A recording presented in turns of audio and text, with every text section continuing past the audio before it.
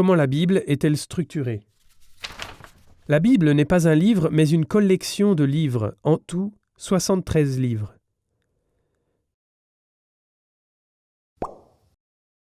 Chaque livre de la Bible est divisé en chapitres, et chaque chapitre a des versets.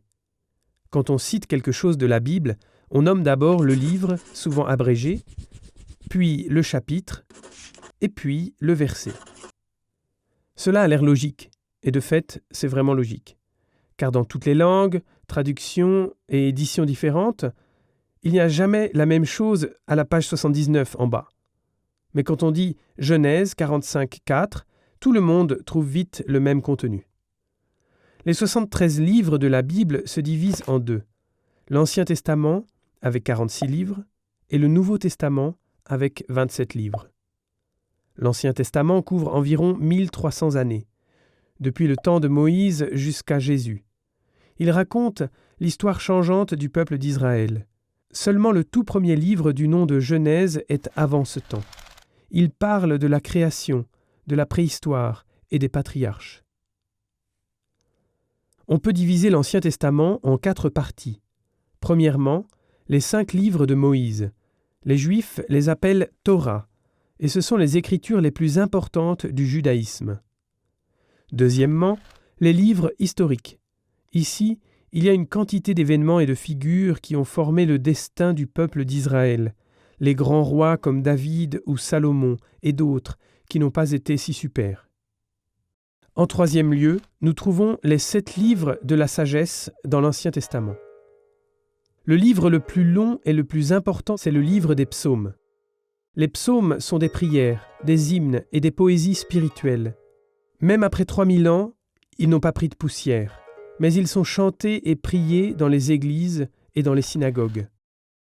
Les livres des prophètes forment la 4e et dernière partie de l'Ancien Testament.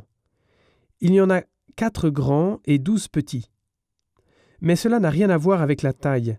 Les grands prophètes nous ont laissé un texte long et les petits prophètes ont laissé un texte assez court. Et c'est pour cela qu'on les appelle comme ça.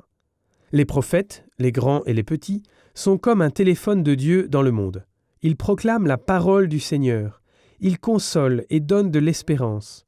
Espérance? Espérance de quoi? De la Nouvelle Alliance, du Nouveau Testament. Dans l'accomplissement des temps, après une préparation longue et difficile, Dieu a envoyé son Fils. Il est né à Bethléem et crucifié à Jérusalem. En Jésus, une nouvelle alliance entre Dieu et les hommes est faite. Le Nouveau Testament parle de Jésus, et ce Nouveau Testament, on peut le diviser en 4 parties. D'abord, les 4 évangiles. 4 rapports sur la vie de Jésus, sur ce qu'il a enseigné et ce qu'il a fait, et comment il a racheté l'humanité. Deuxièmement, les actes des apôtres montrent l'histoire du début de l'Église et les voyages de mission de l'apôtre Saint Paul.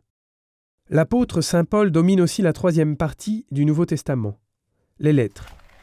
2 tiers proviennent de lui.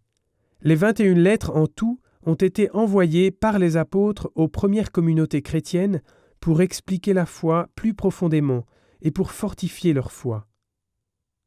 Enfin, la 4e partie du Nouveau Testament, c'est la révélation de Saint Jean.